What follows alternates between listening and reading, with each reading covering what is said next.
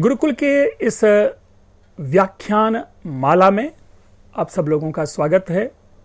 मैं डॉक्टर पंकज कुमार मिश्र आप लोगों के सामने संस्कृत भाषा विज्ञान के अंतर्गत भाषाओं के वर्गीकरण को लेकर उपस्थित हूं और यह भाषा का वर्गीकरण निरंतर चलता जा रहा है। आकृति मूलक वर्गीकरण के बाद पारिवारिक वर्गीकरण का उल्लेख हम लोगों ने किया और पारिवारिक वर्गीकरण में हम लोग सेमेटिक और हेमेटिक भाषा परिवार की चर्चा कर रहे थे।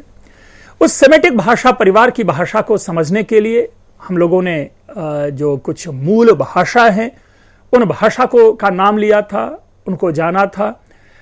उस भाषा की विशेषता को भी जांचने और परखने का प्रयास किया था और तदनुसार जो क, त, ब आदि से निष्पन्न होने वाले शब्दों की चर्चा आप लोगों के सामने की थी।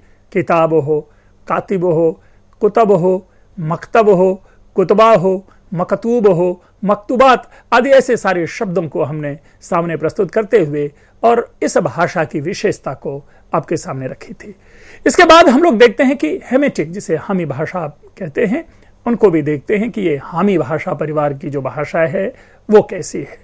इसमें कहते हैं कि उपसर्ग, प्रत्यय, रचना आदि के अतिरिक्त द्वित्व विधि का प्रयोग है। अब देखेंगे कि जो ये द्वित्व क्या है, अभ्यास, जो डुप्लीकेशन है, ये डुप्लीकेशन से क्या होता है, इसमें बहुत अधिक इसका महत्व है। जैसे उदाहरण के लिए हमें देखिए, लब शब्द का अर्थ होता है मोड़ना। अगर हम हेमेटिक भाषा परिवार के किसी एक शब्द पे को उदाहरण में लाएं तो शब्द है लब। लब का अर्थ होता है मोड़ना, लेकिन अगर इसी को हम लब लब यानी 2 बार प्रयोग करते हैं तो इसका अर्थ हो जाता है बार बार मोड़ना। ठीक है। एक और उदाहरण है गोई। गोई का अर्थ है काटना, और काटने से जब गोई गोई बाद में करते हैं, हम चर्चा बोलते हैं इस भाषा में गोई गोई, इसका मतलब हो जाएगा टुकड़े टुकड़े करना। तो यहां पर एक जो भाषाई प्रकृति है, उस प्रकृति में हमने द्वित्व के प्रयोगों को जाना। अब आगे देखिए कि लिंग निर्णय का आधार जो है वो संकेतित पदार्थ की आकृति पर है। ये भी एक अपने में, और मित्रों एक ये बड़ा ही प्रमुख विधा है जहां पर हम लिंग निर्धारण को समझते हैं। हमारे यहां भी जो बड़ा होता है, जो विशाल चीजें होती है, उनको प्रायशः पुल्लिंग मान लिया जाता है, और जो छोटी चीजें होती है उनको स्त्रीलिंग मान लिया जाता है।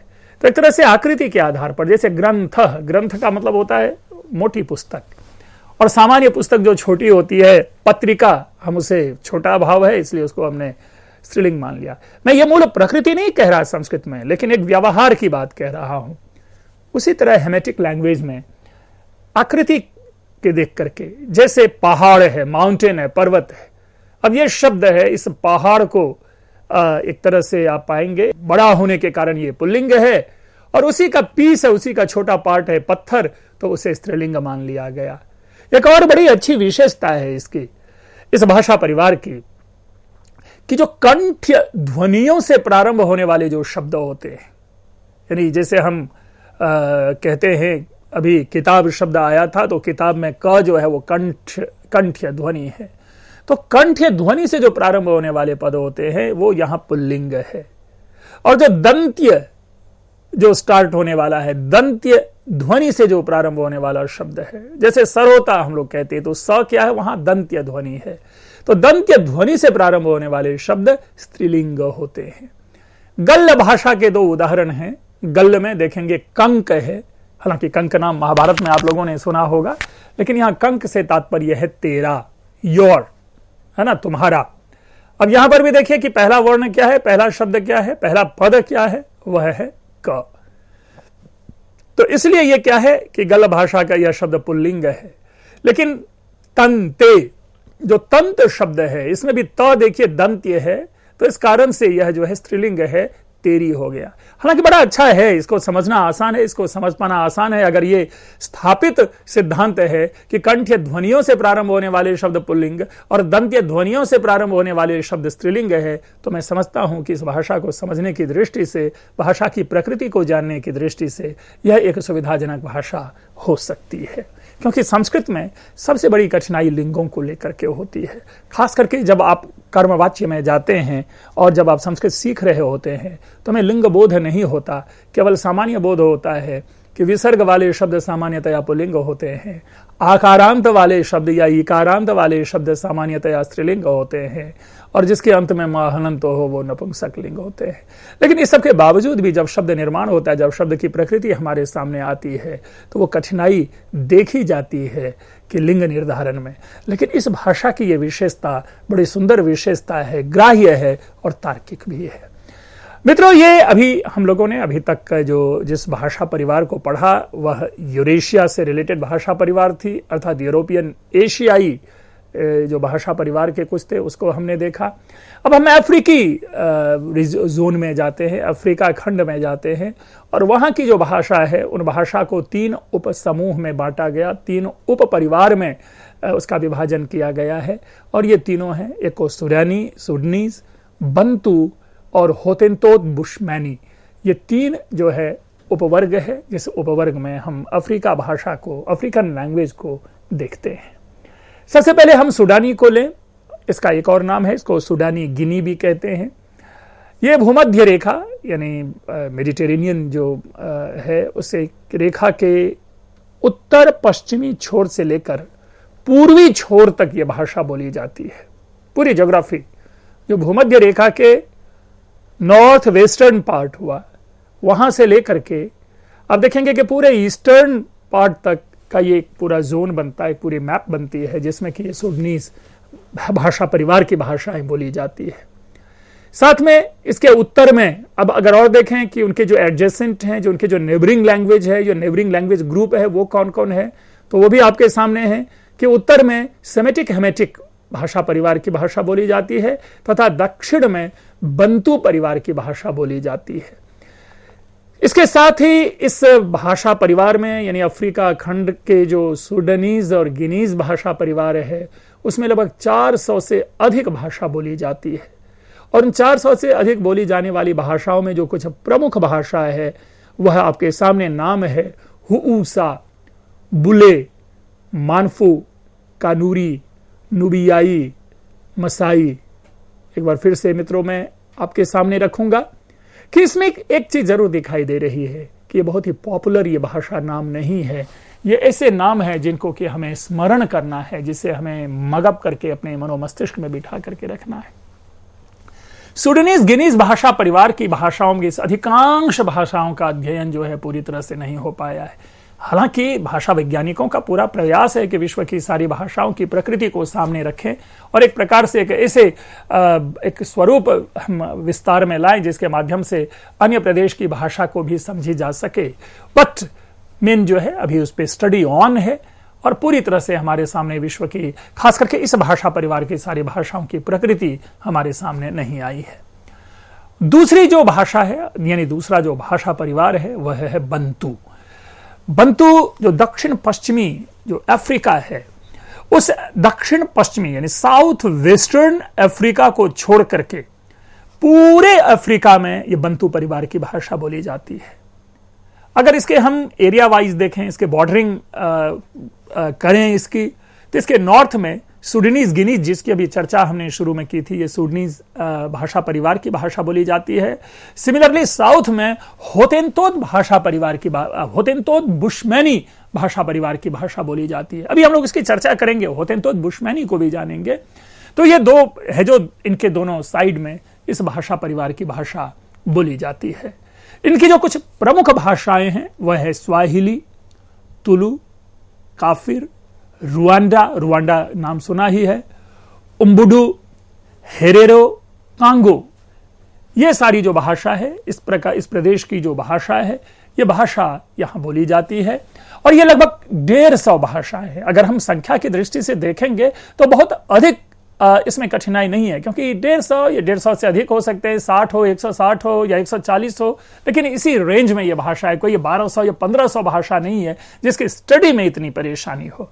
एनीवे, इनका जो नामकरण है वो ये जो नामकरण से मतलब है कि इस भाषा में नामकरण नहीं बल्कि ये जो ग्रुप का नाम रखा गया बंतू उसको भी समझना जरूरी है। बड़ा प्यारा सा नाम है बंतु। ये बंतु भाषा परिवार जो इसमें जो बन है वह बहुवचन मानव का द्योतक है। बन का मतलब यहां मानव है, और उसमें जो लगने वाला जो तू है वह वो बहुवचन बनाता है, अर्थात मानव शब्द जो है मनुष्य शब्द है, इसका बहुवचन हुआ क्या, बंतु। जैसे हम कहते हैं ना मानवों, मनुष्यों, तो उस रूप में इस भाषा परिवार के लिए ये जो बंतु शब्द है, इस बंतु का मतलब है मनुष्यों। तो इस आधार पर इसका नाम यहां किया गया है। यह केवल सूचना की बात है।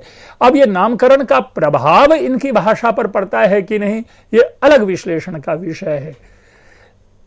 इसके बाद जो अफ्रीकन भाषा परिवार है, उस अफ्रीकन भाषा परिवार की जो भाषा है वह है होतेनतोत बुशमैनी।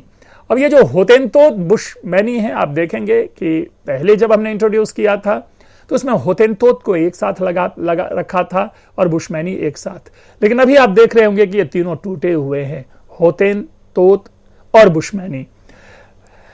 इसको भी देखिए आगे, आप लोगों ने ऑरेंज रिवर का नाम जरूर सुना होगा ज्योग्राफी में, सिमिलरली नगामी लेक का नाम सुना होगा। तो दक्षिण पश्चिम ऑरेंज नदी से लेकर के, यानी जो साउथ वेस्ट ऑरेंज रिवर से लेकर के अप टू नगामी लेक, ये जो एरिया है, इस एरिया में, इस प्रदेश में, इस उप परिवार की भाषा बोली जाती है। और उसमें आप देखिए आपके सामने नाम है होतेनतोत, नामा, हमरा, सांदवा, एक्वे। ध्यान रखेंगे जो नीचे जो ये शब्द, ये एक्वे है, ये एक्के नहीं है, ये एक्वे, ओक्चे, ये ऐसी कुछ भाषा है जो इस भाषा परिवार में, चूंकि प्रोमिनेंट भाषा है होतेनतोत, इसलिए इस भाषा परिवार के नाम पर इसका नाम जो है इस भाषा के आधार पर रखा गया है। मित्रों, इसके बाद जो अपने पास है वह है पैसिफिक ओशन का जो एरिया है, इसको भी 4 उप परिवार में बांटा गया है। मलय बहुद्वीपीय, ठीक है, पापुई, ऑस्ट्रेलियाई और दक्षिण पूर्व एशियाई। अब ये जो सार्क कह ले, अभी बाद में आएंगे दक्षिण पूर्व एशियाई को समझने के लिए, लेकिन सबसे जरूरी है यहां पर दक्षिण पूर्व एशियाई, अर्थात ये जो प्रशांत महासागर का एशिया तक का जो जोन है उसको ये कवर करता है, इसलिए ये नाम है 4 उपवर्ग है। अब इन उपवर्गों को देखिए बड़े ही सरल और सहज तरीके से हम देखते हैं। ये जो मलय बहुद्वीपीय है, इसका नाम एक और है मलय पोलिनेशियाई, पोलिनेशियन, है ना। इसको अगर आप देखें तो इसमें पहले ज्योग्राफी को समझ लेते हैं।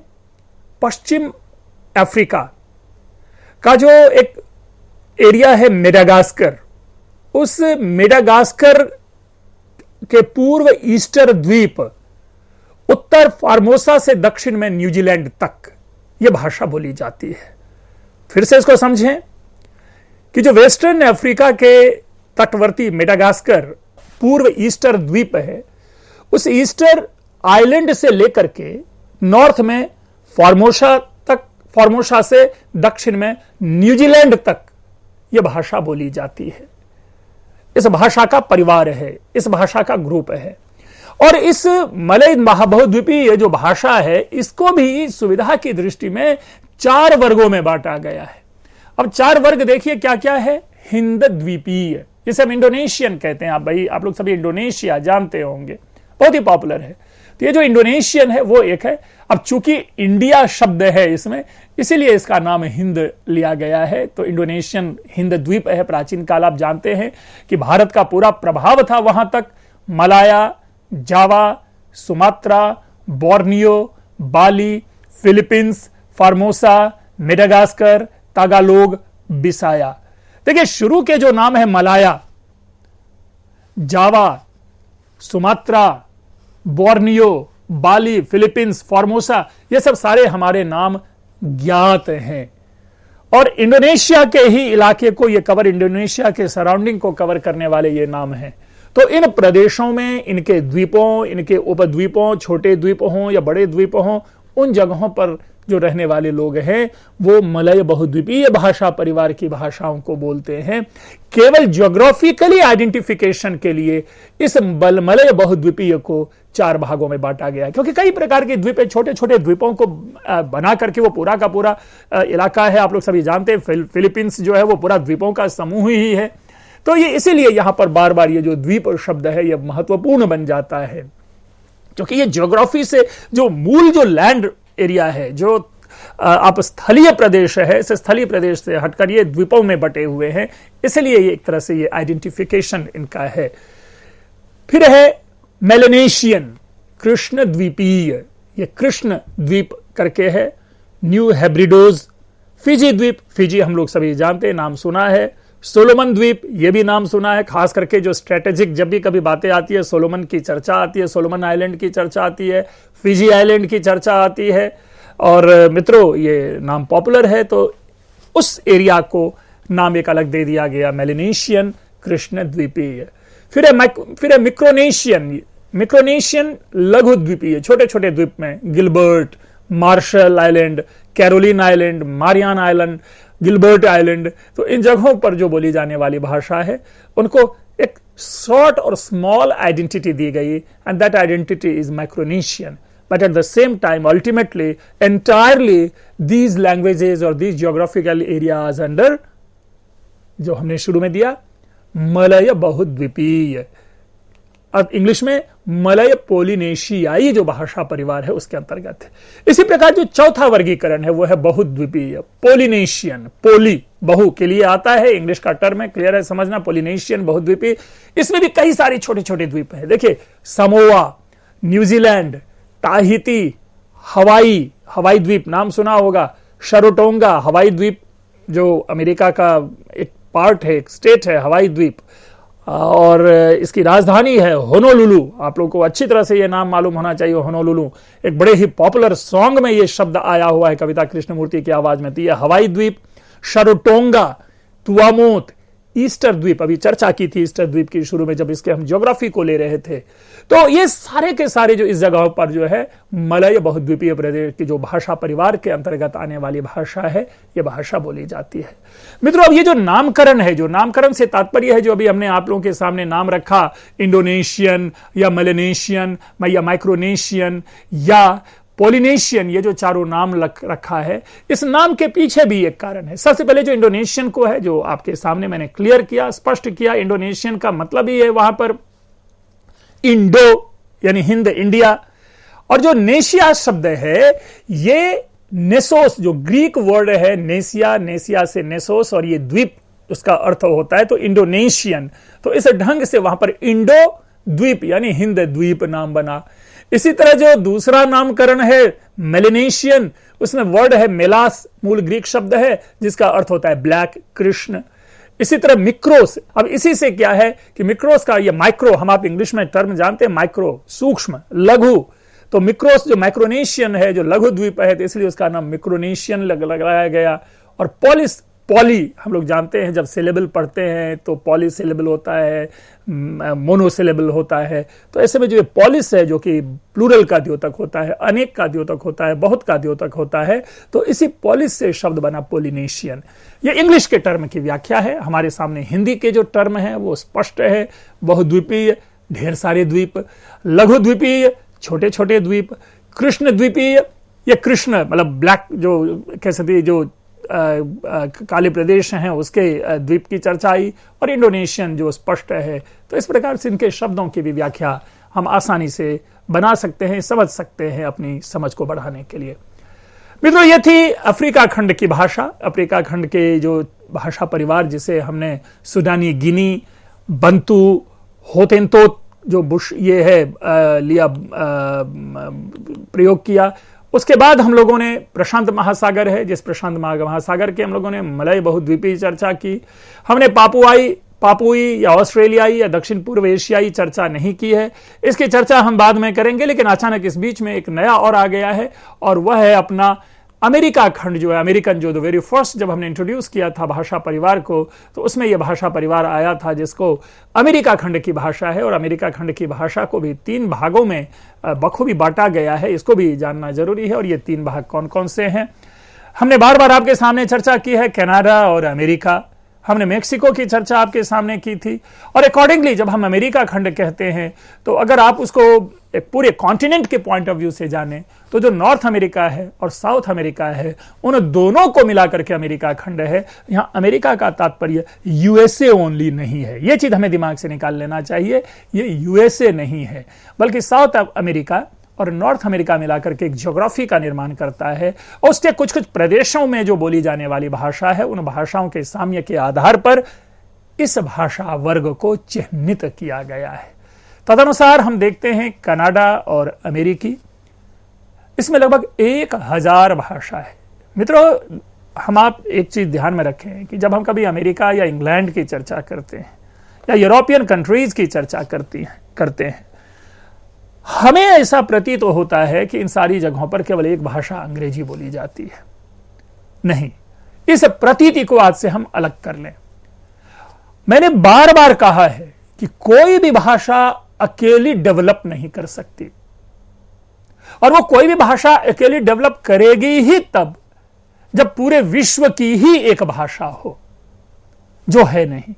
इसीलिए हर प्रदेश की किसी एक प्रमुख भाषा के सर्वाइवल के लिए उनके अन्य एसोसिएट लैंग्वेज जरूर है, और यही कारण है कि हिंदी जो है सर्वाइव कर रही है, क्योंकि हिंदी की जो एसोसिएट लैंग्वेजेज हैं, जिसको हम सिस्टर लैंग्वेजेज कह लें या जो भी अन्य नाम देना हो, वो कोई भी भाषा हो, चाहे वो मराठी हो या गुजराती हो, राजस्थानी हो, या आप बार बार कहता हूं भोजपुरी हो, मगही हो, मैथिली हो, अवधी हो, ब्रज हो, ये सारी की सारी भाषा जो है ना, वो पूरी तरह से कॉम्प्लीमेंट करती है हिंदी को, और तब जाकर के हिंदी सरवाइव करती है। और ये सारी की सारी भाषाएं इंक्लूडिंग हिंदी मिलकर के जो कॉम्प्लीमेंट करती है, वो संस्कृत को करती है। और यही कारण है कि संस्कृत भाषा आज तक अपने उस मौलिक स्वरूप को बना पाने में सक्षम है।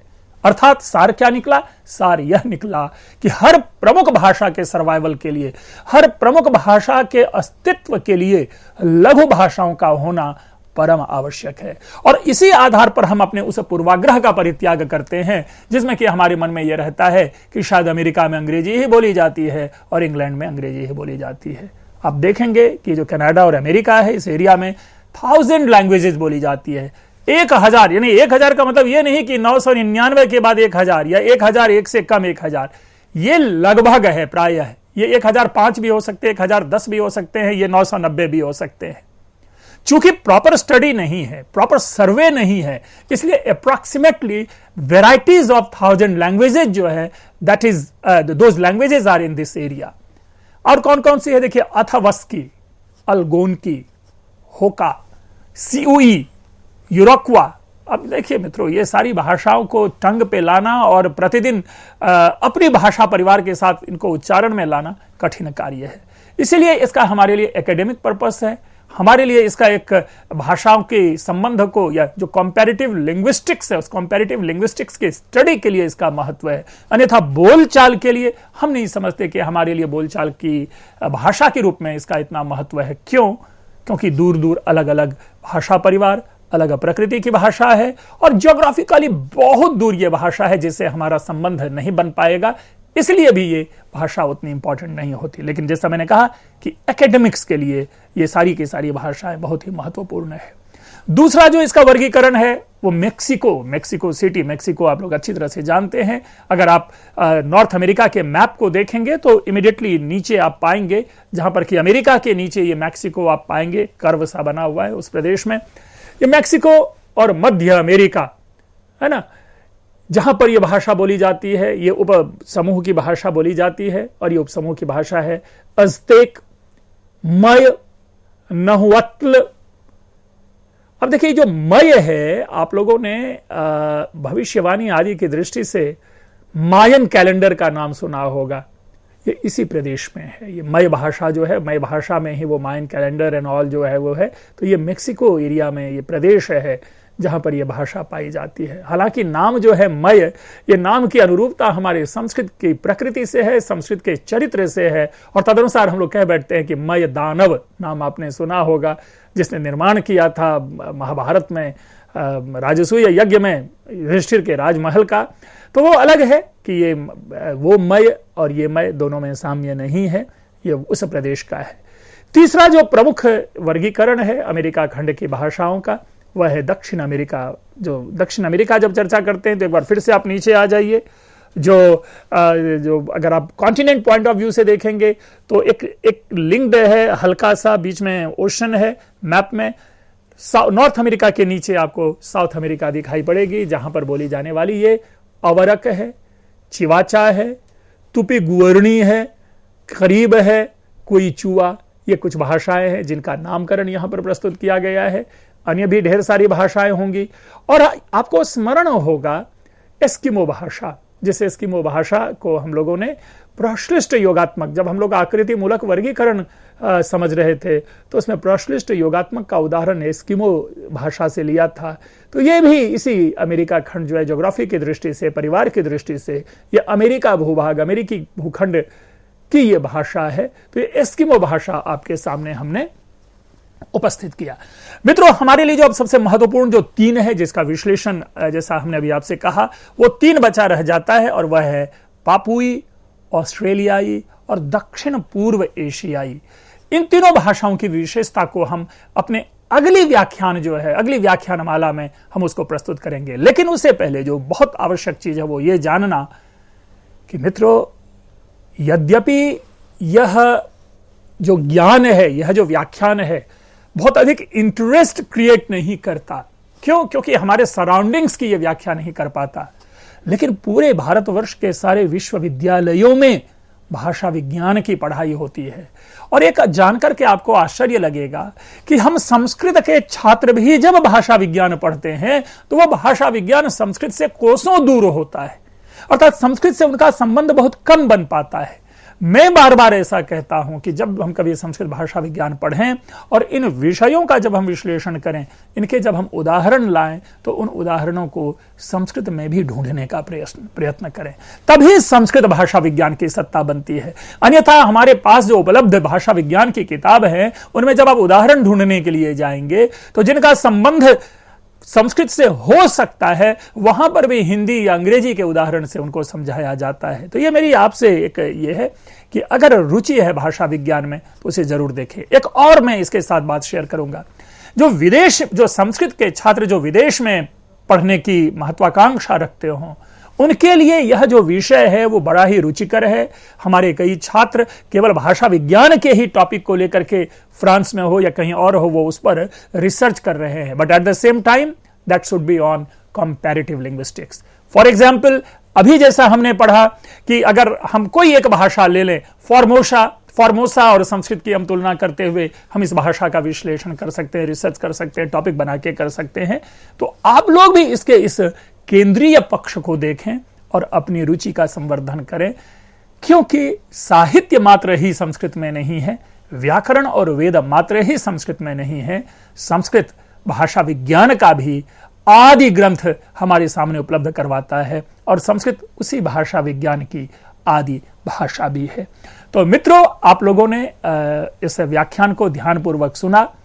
आप लोग के प्रश्नों की प्रतीक्षा, जैसा मैं हमेशा कहता हूं, बनी रहती है, और तदनुसार हम अपने विश्लेषण को आपके सामने लेकर के आते हैं। आप लोगों ने ध्यानपूर्वक सुना, आप लोगों का बहुत बहुत धन्यवाद।